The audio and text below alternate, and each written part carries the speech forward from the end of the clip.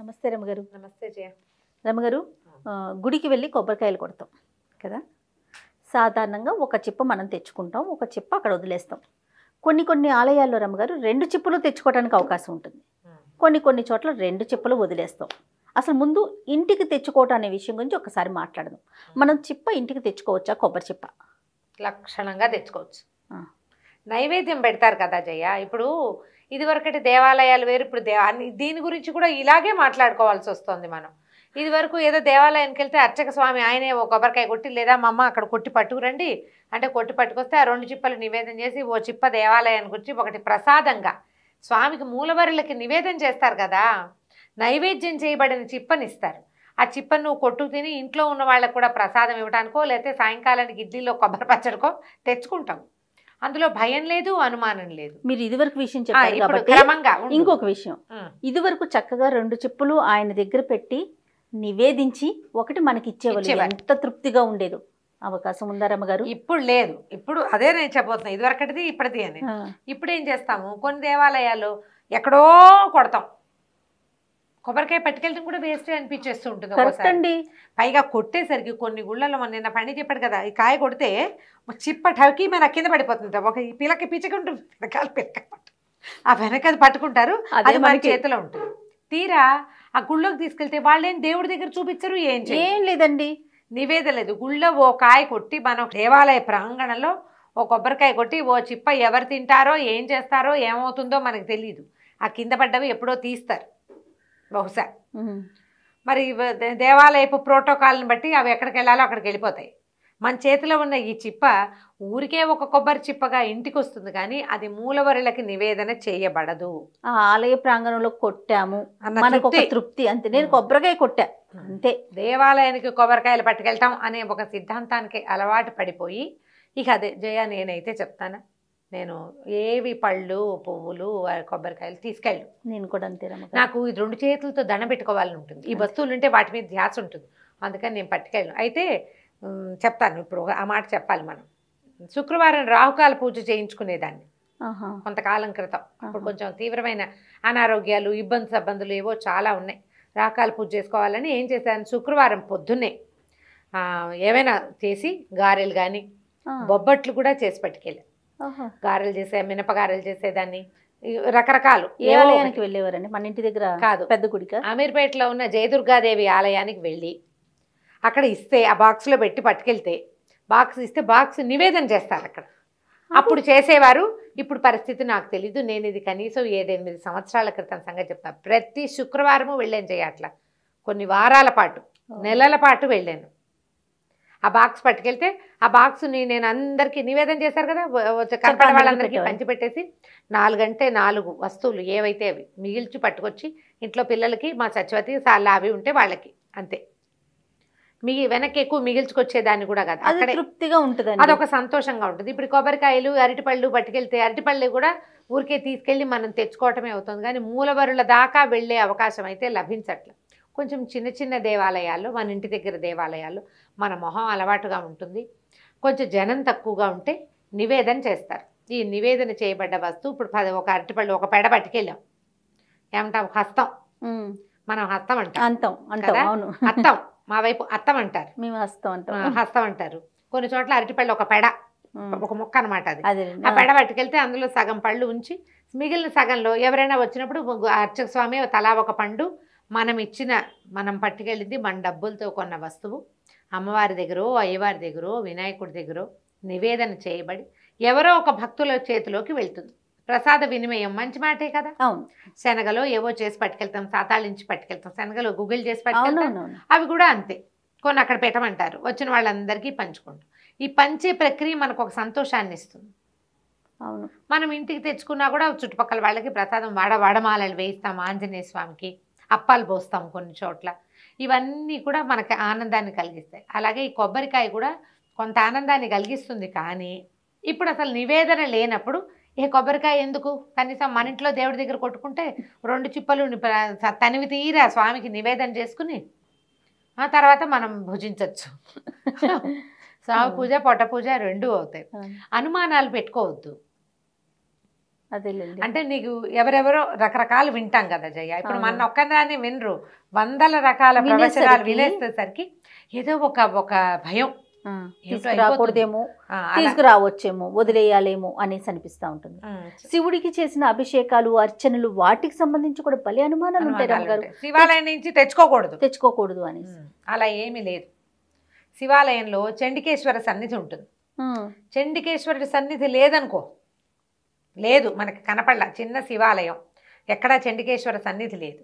మనం ఏం చేయొచ్చు అంటే, చండికేశ్వరుడు ఎక్కడ కూర్చుంటాడు, అభిషేక తీర్థం బయటకు వస్తుంది చూడు ఒక దారి, ప్రతి శివాలయం అక్కడ కూర్చుంటాడు. నీకు ఆయనకి సన్నిధి లేకపోయినా అక్కడ చూపించి దండం పెట్టి తెచ్చేసుకోవచ్చు.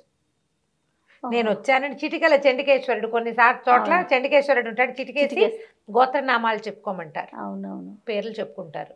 బ్రాహ్మణులు అయితే అహంభవ అభివాదయ్య అని ప్రవర్ చెప్పుకుంటారు. ఆ ప్రవర్ వస్తుంది కదా, వాళ్ళకి చెప్పుకునే అవకాశం ఉంటుంది. చెప్పుకుంటే ఆయన అది రాసుకుంటాడట, వీళ్ళు శివుడి సన్నిధికి వచ్చారు అని. మనం ఈ ప్రసాదాన్ని చండికేశ్వరుడి దగ్గర చూపించచ్చు. చాలామంది ఏం చేస్తారు, శివాలయంలో నిర్మాలయం ఇస్తే ఇంటికి తెచ్చుకోకూడదని ఏమిటో భయం, శివుడు లేనిది ఎక్కడో తెలీదు. ఆ నందీశ్వరుడి దగ్గర ఆ గోడ మీద ఎక్కడ మారేడు దళాలు పెట్టేసేస్తారు. ఎందుకు తెచ్చి మారేడు దళం ఇంట్లో పెట్టుకోండి, చక్కగా మారేడు దళం ఎండిపోయి తీసి ఏదైనా తులసి కుండీలో పెట్టేయండి, ఏమీ భయం లేదు. ప్రసాదం లక్షణంగా తెచ్చుకోండి. చండికేశ్వరుడికి చూపించి తెచ్చుకోవాలి. చూపించడానికి చండికేశ్వరుడు లేడు, ఆ ఎక్కడి నుంచి తీర్థం బయటకు వచ్చే చోట దండం పెట్టుకుని అయ్యా ప్రసాదం ఇంటికి తీసుకెళ్తున్నాము అని ఒక మాట చెప్పి ఆయనది అది ఆయన హక్కు, ఇది చెప్పుకోవటమే. ఓకే, ఓ నమస్కారం చేసి చక్కగా తెచ్చి ఇంటికి దాకా తేవడం ఎందుకు, కొబ్బరి ముక్కలు అంటే తలా ఒక ముక్క పెట్టండి, 2 ముక్కలు తెచ్చుకోండి, తెచ్చి నిలవబెట్టి ఫ్రిడ్జ్లో పెట్టవలసిన అవసరం ఏం లేదు. అన్ని కొట్టాం, 10 కాయలు కొట్టామనుకో 5 కాయలు కొడతారు సాధారణంగా, ఒక 5 చిప్పలు వస్తాయి. కనపడ్డ వాళ్ళకి ఒకటి చేతిలో పెట్టండి, ఓ చెప్పు ఇంటికి తెచ్చుకోండి, కొబ్బరి పచ్చడి చేసుకోండి, లేకపోతే ఒట్టి కొబ్బరి ముక్కలు కొట్టుకు తినేయండి. భయపడద్దు. ప్రధానంగా భగవంతుడిది కానిది ఏది ఇక్కడ లేదు. దీనికి భయము, దానికి అదేదో, దీనికి అనుమానం, ఇటు పెడితే ఏమవుతుంది, అటు తెస్తే ఏమవుతుంది, ఎందుకు వచ్చిన కాంప్లికేషన్స్. కానీ అసలు దేవాలయాలకు సంబంధించి ఎన్ని అనుమానాలు రమ్మగారు. మూల విరాట్ చుట్టూ, మనం ఆలయం చుట్టూ ప్రదక్షిణ చేస్తాం కదా, మూల విరాట్ వెనకాల అంటుకోకూడదని కొన్ని మాటలు, ఆ కింద నుంచి వచ్చేప్పుడు ఇందాక అనుకునే ప్రసాదం తీసుకొని తాకూడదని ఒక అనుమానం. నిజంగా ఇవన్నీ అనుమానాలే, రకరకాలుగా వినేయటం, ఎవరికి తోచింది వాళ్ళు చెప్పేయటం. గుళ్ళో అందరూ ఏం చేస్తే అది చేయండి అంతే. స్వామివారు ఇప్పుడు గోడకి ఆనుకుని ఉండరు అన్ని దేవాలయాలు. అవును, బ్రహ్మస్థానంలో ఉంటారు, మధ్యలో ఉంటారు, వెనకాల కూడా గ్యాప్ ఉంటుంది. అవును, కొన్ని దేవాలయాల్లో గోడకే ఉండే చోట కొన్ని దేవాలయాలు ఉంటాయి, ఆ గోడ మీదే దేవుడు ఉన్నాడు. అలాంటి చోట స్వామివారి వీపు ముట్టుకోకూడదు కదా, అది అందుకని కొన్ని చోట్ల ముట్టుకోకూడదంట. కొన్ని చోట్ల అది పాయింట్. మనం అన్నిటికీ ఆపాదిస్తే ఎట్లా, అన్నిటికీ ఆపాదించడానికి వీలు లేదు కదా. కాబట్టి అక్కడున్న క్షేత్రాన్ని బట్టి మనం ఆచరించే విధానం ఉండాలి. ప్రదక్షిణ చేసేది కూడా కొన్ని చోట్ల చేయొచ్చు, కొన్ని చోట్ల చేయకూడదు, ఇక్కడ దాకానే ఆ నియమాలు ఉంటాయి. అక్కడ అందరూ చేసేది చెయ్యి, నీకు తప్పులేదు. నువ్వు ఒకడవే ఊరందరిది ఓ దారి ఉలుపు కట్టది ఇంకో దారిగా చేసేవనుకో, మా ఊళ్ళో ఇలాగే చేస్తాం అనకూడదు. ఈ గుళ్ళో ఏం చేస్తారో అది చేయాలి, అది చెయ్యి. ఇక్కడ పద్ధతి ఏదో అది హాయిగా ఉంటుంది, నీకు భయం లేదు. ఇంకా అందరు చేస్తున్నారు కదా, నలుగురు నడిచే దారి అంతే, అదే నియమం అవుతుంది. మనకి ఈ నియమాలన్నీ ఎలా అయినాయి, వాళ్ళంతా చేశారు, నువ్వు కూడా చేయి వాళ్ళ వెనకాల పడి. అప్పుడు నీకు కాంప్లికేషన్ ఉండదు, అనుమానం ఉండదు, ప్రశ్న ఉండదు. అవి ఎప్పుడు వస్తాయి ప్రశ్నలు, మనం వేరేగా చేసినప్పుడు అమ్మో ఎవరు చేయట్లేదు, మనం చేసాం, మనకి ఏమైనా అవుతుందేమో. వెళ్ళేటప్పుడు ఏ బొట్టన వేలో తగిలింది అనుకో, ఇక అదేమిటో చేసాం, అందుకు ఇది వచ్చింది, పిల్లాడు పడిపోయాడు. అవునవును. పైగా ఏంటంటే జనాలు ఎలా ఉంటారంటే, అందులో మనం కూడా ఉన్నాం జయ, అందరూ అందులో నువ్వు నేను తేడా లేదు. అదేమిటి అలా చేశారు, అలా కాదు కదా అంటాం. అనంగానే వీళ్ళు అప్పుడు ఏమో మేము ఇలాగే చేస్తున్నాం అంటారు, కానీ ఏదైనా సమస్య రాగానే అమ్మో అలా చేయకూడదేమో, వాళ్ళు చెప్పారు, వాళ్ళు ఇలాగన్నారు అని వాళ్ళని అడిగి ఇంకోళ్ళని అడిగి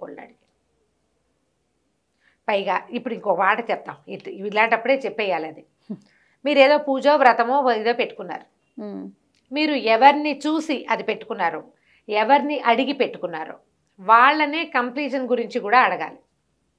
దాని మీద ఉన్న అనుమానాలు ఇంకోళ్ళని అడగకూడదు. అడగద్దు. పోనీ ఎవరినైనా చూసి వాళ్ళ ఇంట్లో చేసుకున్నారు బాగుందని మీ అంతట మీరే సంకల్పించి చేసుకున్నారు. మీ బుద్ధిని ఫాలో అవ్వండి. 7 వారాలు చేస్తారు లేదా 14 వారాలు చేస్తా అనుకున్నాం.